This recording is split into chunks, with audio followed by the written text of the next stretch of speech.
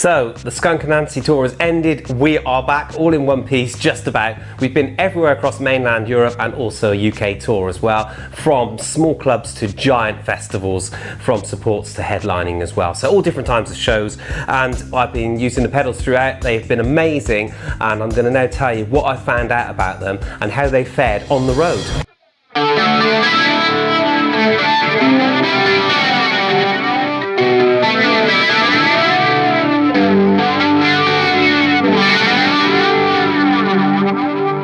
So what we're looking at now is the wind through the trees, okay? This pedal actually travelled with me all the way through the tour, and it popped in and out of the board at certain times, okay?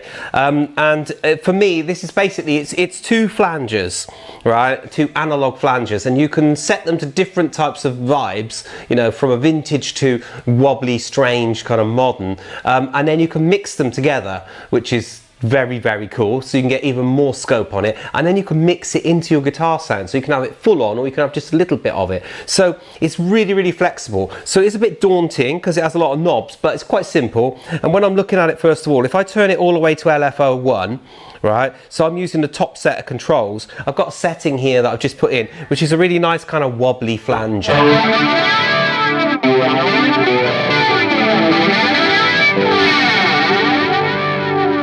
Okay, so there's one flanger set up. I've got it kind of like wobbly vintage, bit of rotor vibe type of thing, you know, that I would probably use on some strange, eerie space ballad, okay?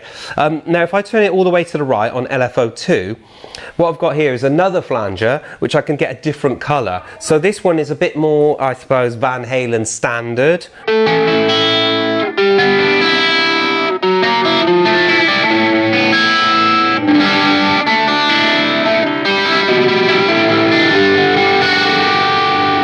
Bit more like that jet flanger that we hear with that hollow sound, okay? So they both sound really, really great. So I can have one or the other if I want, you know, on my sound. So I could set up two sounds and be on stage and have two different song sounds.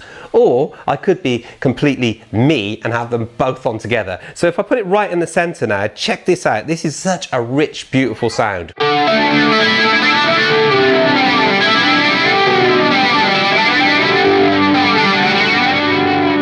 I can hear both sides of it now. I can hear the wobbliness and I can hear that jet flanger hollow sound coming through as well. So for me, that's really musical. It's really beautiful.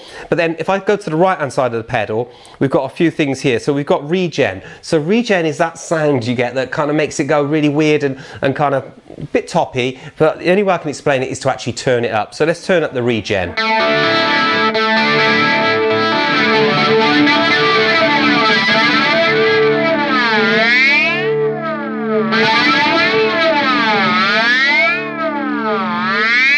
So really interesting sound, really good on a recording, maybe if you put a delay on it and stuff like that. So I've got regen in the middle, so it's just about enough to make it weird and funky, but not to be too distracted or cut through the ear.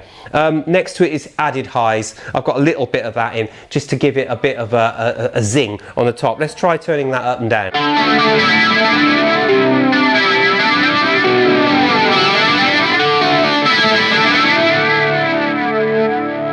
So just about in the middle is right for me. If it's turned all the way down, it sounds very 1970s. It sounds like a duller sounding, you know, Phase 90 or something, you know, those kind of, the flange, old flange pedal Van Halen used.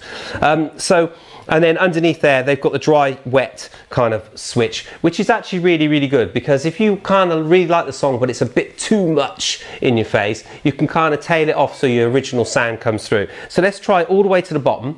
So I'll play with my original sound and we'll turn it up and you'll hear the flanger coming through.